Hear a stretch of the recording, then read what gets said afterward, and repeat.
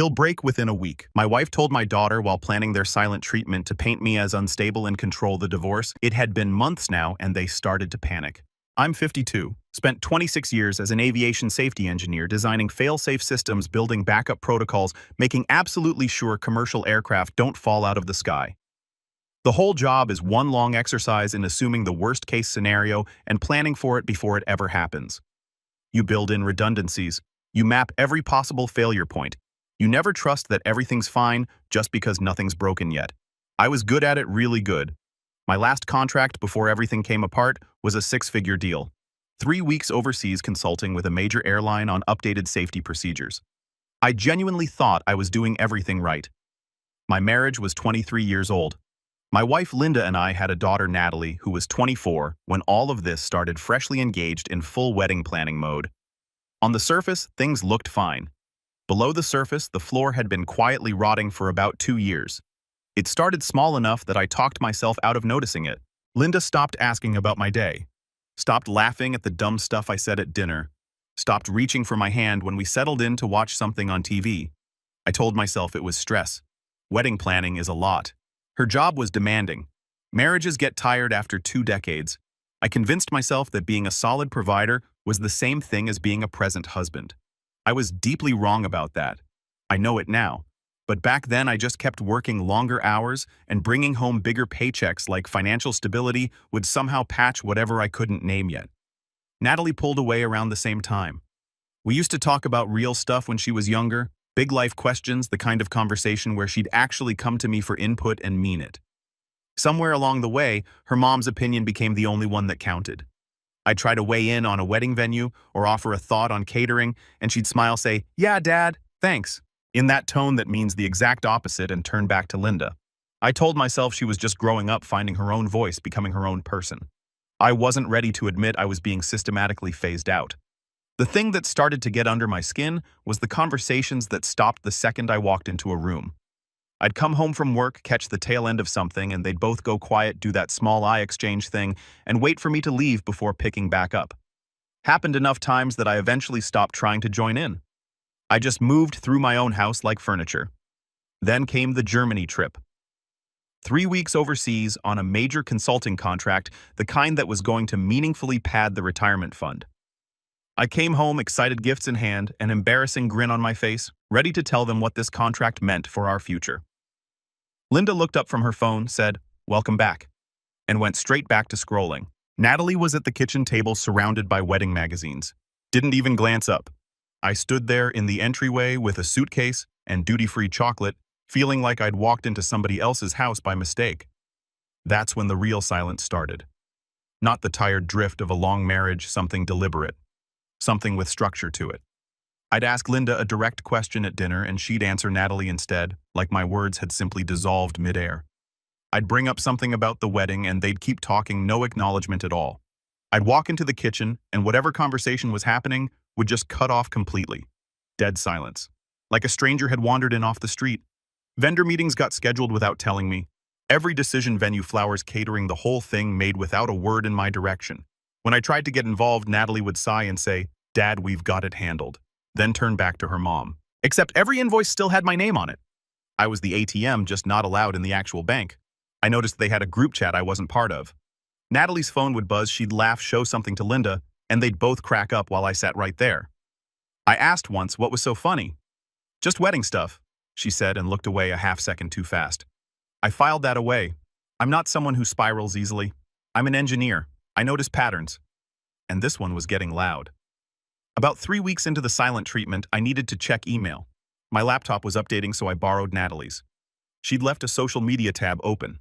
I wasn't looking for anything. I was literally about to close the tab. But the group chat name caught my eye before I could. Wedding Planning Central. Linda, Natalie, Linda's mom, 6 bridesmaids, roughly a dozen other people. Everyone except me. I scrolled back. Weeks of messages. Some of it was actual wedding planning. Most of it was something else. Jokes about how I was always trying to insert myself into conversations. Stuff about how I was too sensitive, how I probably wouldn't even notice if they stopped talking to me completely. I kept scrolling. Then I found Linda's message, the one that reframed everything. "Give him another week. He'll crack. Won't last a month. Then we can deal with it however we want." I read it 3 times. Then I put the laptop back exactly where I'd found it. This wasn't a marriage that had drifted apart. This was a test. A deliberate, calculated experiment to see how long I'd hold out before I gave them a scene they could use. They were waiting for me to explode, to yell, break something, say the wrong thing, so they could tell everyone I was unstable, difficult, impossible to live with. Then they'd deal with it however they want. Something went quiet in me after that. Not sad quiet, cold quiet. Like a system that had been running hot for months finally found its stable operating temperature. The part of me that had spent years trying to fix things, win back what I'd lost, understand what I'd done wrong, that shut off completely.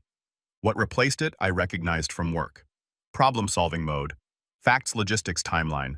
No emotion in the mix. They had me on a countdown.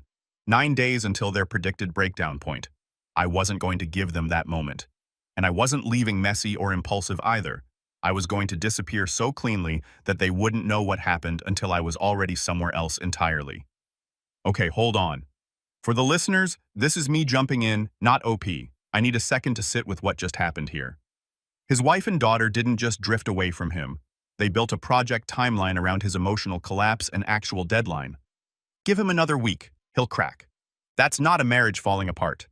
That's a Truman Show pitch meeting where everyone got the memo except the main character.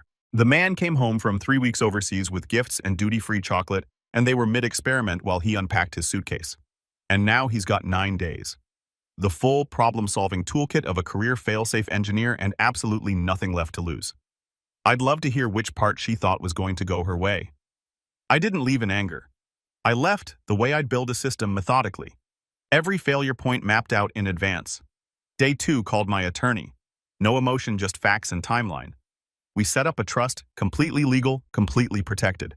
70% of our liquid assets moved into protected accounts. My pension and retirement funds locked down. The wedding fund stayed exactly where it was because Natalie was still my daughter and I wasn't going to make her pay for her mother's game. Left enough in the joint account to cover 3 months of household bills. I wasn't trying to destroy them financially. I was making absolutely sure they couldn't destroy me. Day 8. I made a call I'd been putting off for years. I had a son from my first marriage. His name was Adam. I was 26 when he was born from a relationship that ended badly. By the time Linda and I got serious, Adam was already 18, living his own life, and the right moment to bring him up somehow never came. Then it became something I'd buried so deep it started to feel like a secret. Not a deliberate one, not a calculated one, just one of those things you keep meaning to say and never do. He was 30 now. Worked as an operations coordinator at a manufacturing firm a few states away. Built himself a solid self-made life that I was quietly proud of from a distance. I called him on day 8 and told him everything.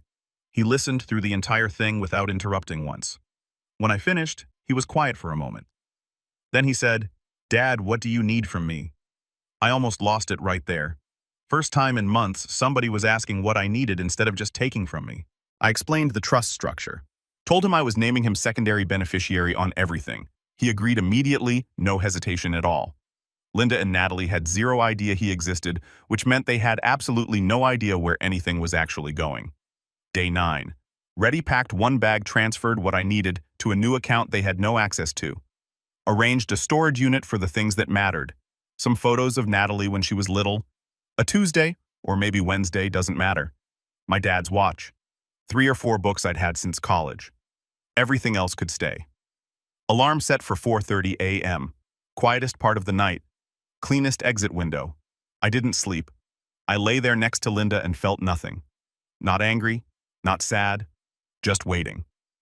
At 4:30 I got up, got dressed quietly, did one last walkthrough, left my keys on the kitchen counter, left a half-full cup of water on the table. Small deliberate things. Signals that said this was a choice, not a breakdown. Not the scene they'd been waiting for. At 4:47 in the morning, I walked out the front door and closed it quietly behind me. No note. There was nothing left to say. Wait. This is the host, not OP, real quick. I just watched a man engineer a 9-day controlled exit from his own marriage the same way he'd engineer backup systems for a commercial aircraft. He moved 70% of liquid assets into a protected trust. He surfaced a 30-year-old secret son as a secondary beneficiary. He mapped a 4:30 a.m. departure window and left with a half-full cup of water as his only goodbye. That's not leaving a marriage. That's Ocean's 11, except instead of a casino heist, It's a man protecting everything that was actually his from the people who were supposed to love him. Most guys in this situation blow the whole thing with one too many texts. This dude had a contingency plan for the contingency plan. Anyway, she's about to notice he's gone. I checked into a hotel near the airport under my own name. I wasn't hiding. I wanted to watch how long it took them to notice. The answer was 18 hours. Linda called once, left no voicemail. Natalie texted, "Where are you?" I didn't respond to either. They'd wanted me sitting in silence for 31 days. I figured they could handle a little of it themselves. Linda tried to reframe it publicly almost immediately, posted vague stuff about supporting each other through difficult times, hinting at some kind of breakdown on my end. Natalie kept planning the wedding without missing a beat, posted dress shopping photos, cake tasting photos, florist visits. Not a single mention of me anywhere. They rewrote the narrative fast and clean. I'd abandoned them, chosen work over family, cold, selfish, gone. Some people believed it. Most people who'd actually known me for more than a few years didn't, 2 months after I left. Linda's attorney contacted mine demanding access to my pension and retirement accounts. That got shut down in about 15 minutes with the trust documentation. 3 months later, they tried to have me legally declared dead so Natalie could access my life insurance policy. I want you to sit with that for a second. That one failed faster than the pension attempt because I was very much alive and making sure people in my professional circle knew it. 6 months in, Linda called from Natalie's number, probably figuring I'd pick up for my daughter. I did pick up because Natalie was still my kid. Whatever else was true. Linda got on the line almost immediately. "We need to talk about your responsibilities," she said. Voice sharp like I was a teenager who'd missed curfew. I said, "All my responsibilities are handled. Wedding fund is full. Bills are covered through the separation date. Anything else isn't my problem anymore." She started to argue. I hung up. That was the last conversation I had with Linda. Okay, pause. This is me, not OP. I need to run a quick timeline here because this woman's arc is genuinely something. She coordinated a month-long psychological experiment to manufacture a breakdown. Then she tried to raid his pension. Then, and I need you to actually process this, she filed to have him declared legally dead. The undertaker didn't want a divorce settlement. She wanted a death certificate. That's not a legal strategy. That's a Thanos move. She literally tried to snap him out of existence. And this is the woman who wrote, "He won't last a month," in a group chat like she was setting a timer on a microwave. The coffee cup on the counter was the last thing she understood about this man. And she's been 3 steps behind ever since. Good news. It's about to get significantly worse for her. Meanwhile, I'd gone independent with my consulting. Turns out when you're not burning energy holding a marriage together that doesn't want you, there's a lot of bandwidth for actual work. I was making more than I'd ever made on salary. Rented a downtown apartment that actually felt like somewhere I wanted to come home to, which was a genuinely new feeling, and I didn't take it for granted. I found out through mutual friends maybe a year after I left that Natalie had called off the first engagement. They'd grown apart apparently, which is the polite way of saying something broke. I didn't ask questions. A few months after that, she'd met someone new. His name was Ryan. He worked at an aerospace consulting firm a few states over. 2.5 years in, I was seeing someone. Claire, structural engineer. Which, yeah, apparently I have a type. She actually listened when I talked about my work instead of just tolerating it, which turned out to matter more than I'd realized. Adam and I had fallen into a real rhythm by then. Dinner once a month, actual conversations, the kind you look forward to instead of brace for. I had a life that felt chosen, picked on purpose. That's a thing you don't fully appreciate until you've had the other kind for a while. Then the invitation showed up. Heavy cardstock, elegant printing, Natalie's name and Ryan's at the top. Inside was a handwritten note in her handwriting. I recognized it immediately. Same blocky print she'd had since middle school. "Dad, I need you to walk me down the aisle.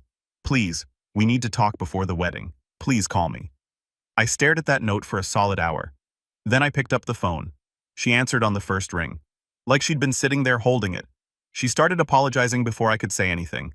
Just a rush of "I'm sorry and I was wrong, and please let me explain." I told her to slow down. She did. And then she told me everything.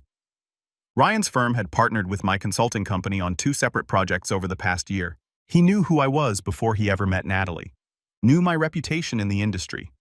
When she told him her last name on their second date, he'd gone quiet and asked if her father was the aviation safety engineer who'd worked on a major recertification project he was familiar with. She said yes. He asked why she never mentioned me, and why her mom had been telling people I'd abandoned the family. Ryan, being an engineer, went and found out the actual story for himself, talked to people who knew me. Then he sat Natalie down and showed her the real version of events. Not Linda's version. Told her he wasn't willing to build a marriage on the foundation of someone else's destroyed relationship. That if she wanted to move forward with him, she needed to fix this first. Actually back up. She told me one detail I keep coming back to. She said she'd spent months just sitting with the group chat, going back over it, the timeline, all of it. The moment it really hit her that she'd actively helped erase her own father, and that she'd done it without ever once questioning whether it was the right thing. Said it was the hardest thing she'd ever had to face about herself. I believe that. I could hear it. She'd been trying to work up the nerve to call me for over a year, didn't think I'd actually pick up. I let her finish everything. Then I asked the only question that mattered. Does your mother know you invited me? Long pause. Then quietly, no. She thinks I'm walking alone. You're going to be a surprise. I smiled slow quiet and told her I'd be there. Hold on, this is the host, not OP. I need everyone to fully clock Ryan's role in this because it's something else. This man did a background investigation on his fiance's family drama, confronted her with documented evidence, and made reconciliation a contractual condition of the engagement. He essentially issued a corrective action report on her relationship with her own father and said, fix it or we don't take off. That is the most aerospace engineer move I have ever witnessed. And now because of him, OP is about to walk through those doors as a full surprise with a son nobody in that room knows exists. While Linda genuinely believes she's about to watch her daughter walk alone, she has no idea what kind of system has been building toward her. Popcorn, ready, now. The venue was a hotel in the city, one of those older buildings. Marble floors, high ceilings, chandeliers that made every room feel like it had weight to it. I showed up 2 hours early through a side entrance Natalie had arranged and met her in a private room on the far end of the building. She was already in her dress. When she saw me, she started crying, careful about the makeup, but completely unable to keep it together anyway. We talked for almost an hour, about how she'd slowly understood over the past year how much of her perception had been shaped by her mom, layer by layer over years. So gradual, she'd never noticed it happening. About how Ryan had shown her what a real partnership looked like, and how different it felt. About wanting to actually be someone different going forward, not just apologize and expect it to count. I told her I appreciated all of that. I also told her that showing up today didn't erase 3 years of being erased, that forgiveness was going to take time, and would have to be earned in the day-to-day, not assumed because she'd said the right things. She nodded, said she understood, said she'd do whatever it took for however long it took.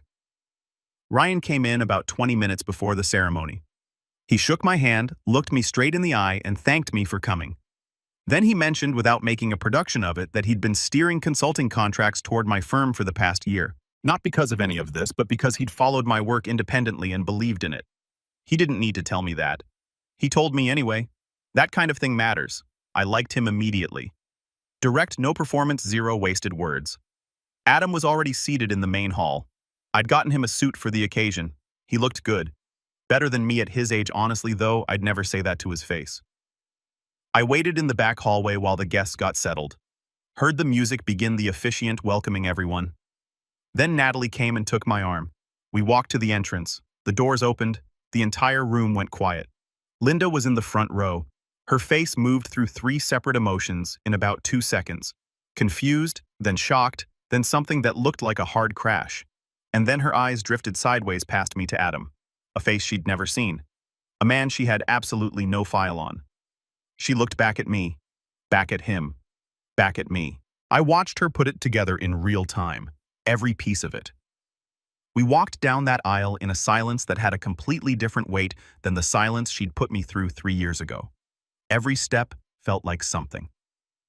I handed Natalie to Ryan, shook his hand, and took my seat next to Adam. Linda kept turning around, trying to catch my eye. I looked straight ahead the entire time. Same energy she'd given me for 31 days.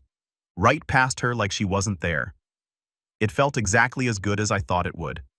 Definitely better, honestly. The ceremony was genuinely beautiful. Natalie looked happy in a real way. And somewhere in the middle of the vows, something in me eased. Not vindication exactly, more like a background process that had been running for 3 years finally stopped. Final update. The reception is where Linda completely fell apart. She cornered me near the catering table, her own mother right behind her. Before Linda could launch into whatever she'd prepared, her mom cut her off. "Linda, stop. Just stop." Her mom's voice had the quiet weight of someone who'd been holding something back for a long time. I watched Linda's face crumble in real time.